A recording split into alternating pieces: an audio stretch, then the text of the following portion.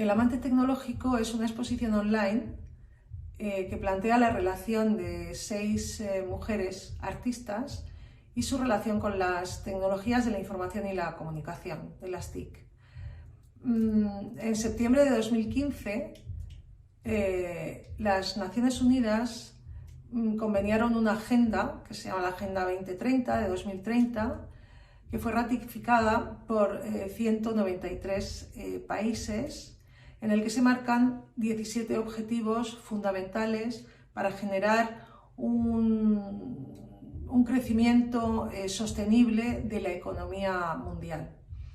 Uno de ellos es paliar la brecha digital, es decir, erradicarla. Ese elemento de desigualdad está perjudicando el crecimiento económico a nivel global, ¿no? En el caso de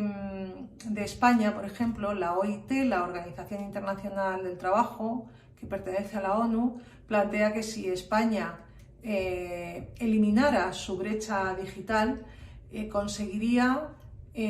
un crecimiento del PIB en más de 30 millones de euros. Por otro lado, la Comisión Europea ha realizado también un estudio que se llama Las mujeres en la era digital, que también arroja datos que coinciden con esos estudios previos. Este estudio de las mujeres en la era digital también nos da unos datos muy concretos diciéndonos que de cada 1000 mujeres que terminan sus estudios universitarios, solo 24 han realizado estudios relacionados con las TIC. Y de esas 24, solo 6 han desarrollado una carrera profesional en ese entorno tecnológico. Sin embargo, con respecto a los hombres, de 1000 hombres que han terminado sus estudios universitarios, 92 han elegido carreras relacionadas con el ámbito tecnológico, y de esos 92, 56 han ejercido una carrera profesional relacionada con ese ámbito. Hay otro estudio también muy interesante, muy significativo, que es el estudio de la consultora Kearney, que plantea que España, debido a una falta de emprendimiento femenino en esas áreas, pierde el 15% de su PIB. ¿Por qué? Porque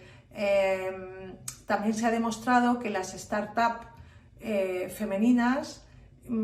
son más exitosas, se mantienen más durante el tiempo, son generadoras de mucha riqueza, pero sin embargo también es cierto que las startups femeninas reciben menos financiación. Necesitamos como más formación, una educación también dirigida en ese sentido, ¿no? Y es verdad que las mujeres deben de desarrollar una autoestima mayor sobre lo que son capaces de desarrollar, aunque los procesos educativos, incluso dentro de los ámbitos familiares, pues de alguna manera ya te merman un poco esa solvencia, digamos, ¿no? Una cosa que parece ser que es fundamental es que nos faltan modelos femeninos dentro del emprendimiento digital y el desarrollo de profesiones ligadas al ámbito de la tecnología. En España se ha realizado un estudio a través de la Secretaría para el Avance Digital, que pertenece al Ministerio de Economía, que es el libro blanco de las mujeres en el ámbito digital, que también nos habla de esa brecha de género clarísimamente, de la falta de modelos, de la necesidad de una educación específica que dé a las mujeres la posibilidad y la seguridad para competir en ese ámbito y para desarrollarse profesionalmente. Tiene un doble objetivo: poner en valor a la mujer y por otro lado ofrecer posibles soluciones para erradicar esta brecha digital. Máxime cuando además las profesiones del futuro en un porcentaje altísimo estarán basadas en el ámbito tecnológico. Este estudio de las mujeres en el ámbito tecnológico, este libro blanco al que nos referimos, se ha editado en marzo de 2019, es decir, que es un libro prepandémico.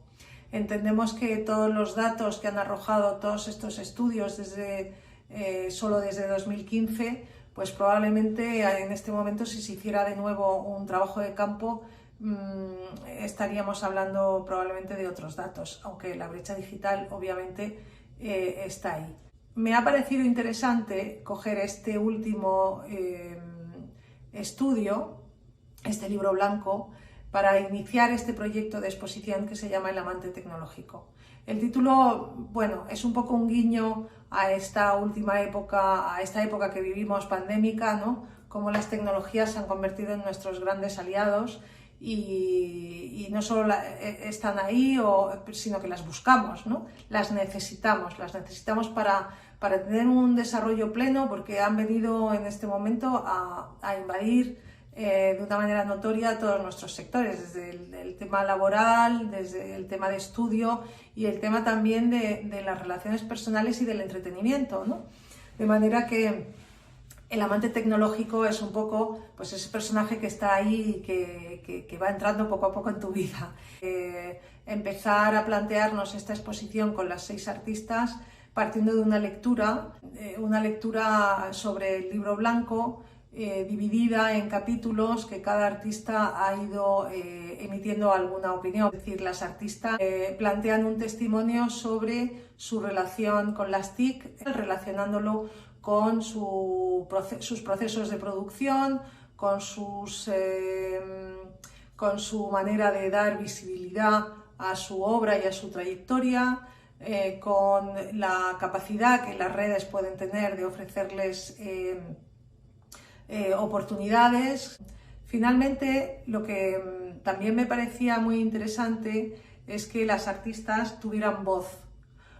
porque en este momento se está viendo cómo tanto la imagen y la voz van a ser 2 elementos de futuro ligados a la identidad de marca. En este momento las empresas son las que se están anticipando a eso, pero estoy convencida de que el mundo del arte también el elemento de la voz eclosionará en este ámbito.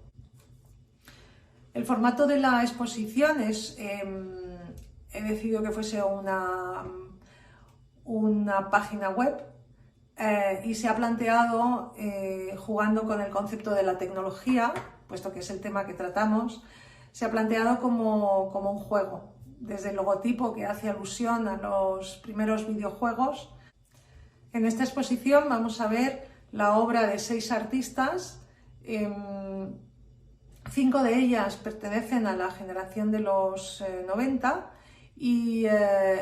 la sexta es una artista muy jovencita que tiene 22 años y que me parecía bastante interesante también confrontar un poco tanto opiniones como experiencias con respecto a todo el tema de la brecha digital, así como su propia producción artística y el uso de las tecnologías en ella, ¿no? Y también su visión de lo que las